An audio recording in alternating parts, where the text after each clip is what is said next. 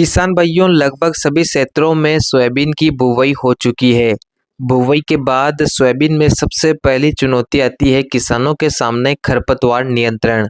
Soybean की बुवाई के साथ सोयाबीन के अंकुरण के साथ ही सोयाबीन में कई प्रकार के खरपतवारों का जमाव देखने को मिलता है, जो आसानी से कंट्रोल भी नहीं होते हैं। किसान को काफ़ी मेहनत करना पड़ती है निदाई गुड़ाई या डोरे चलाने के लिए।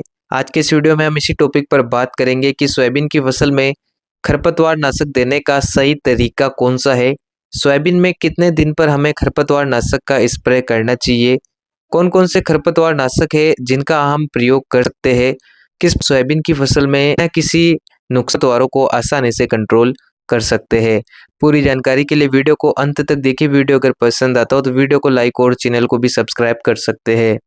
किसान भाइयों, सोयाबीन की फसल बरसात की एक मुख्य फसल है। सोयाबीन में बरसात के खरपतवारों को कंट्रोल कर पाना काफ़ी मुश्किल होता है। ऐसे में किसान शुरुआत में ही सोयाबीन में खरपतवार नाशक का स्प्रे करते हैं। किसान भाइयों, सोयाबीन की फसल कम से कम 20 दिन से लेकर 25 दिन की हो जाती है।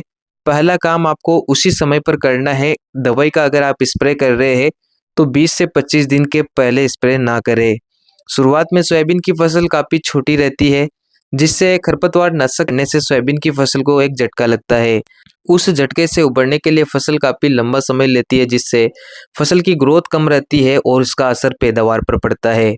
सोयाबीन की फसल में अगर आप शुरुआत में ही स्प्रे करते हैं तो हल्की दवाओं का प्रयोग करना है, क्योंकि शुरुआत में खरपतवार भी 2 से 3 पत्ती का रहता है, साथ ही फसल की अवस्था भी छोटी रहती है। ऐसे में कोई भी खरपतवार नाशक अगर आप प्रयोग कर रहे हैं तो ज़रूरत से ज़्यादा मात्रा ना लें। जितनी आवश्यकता है उतने ही खरपतवार नाशक दवाई का प्रयोग आपको करना है। दोबारा स्प्रे नहीं करना है। शुरुआत में हल्के टेक्निकल आते हैं, उनका प्रयोग आप कर सकते हैं।